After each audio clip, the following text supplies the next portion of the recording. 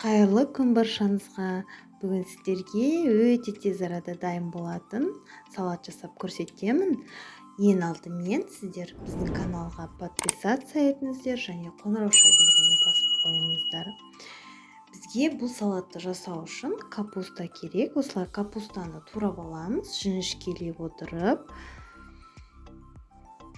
Видеода көріп тұрғандарыңыздай міне капустаның жұмсақтауына жақсысынан алыңыздар. Мен дәл осы видеодағыдай етіп капустаны турап алдым.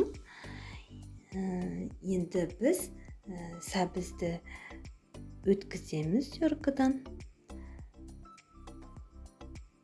Жіңішкелеп турасаңыз да болады.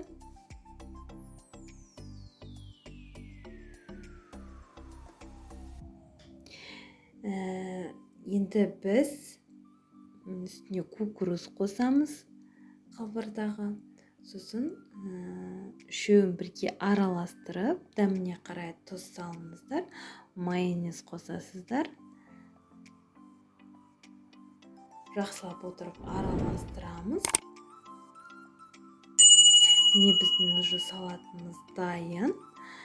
Енді жақсылап ыдысқа салып, осылай столға қойсаңыздар болады. Өте дәмді, тез арада дайындалады. Сіз де осы рецепт бойынша жасап көріңіз.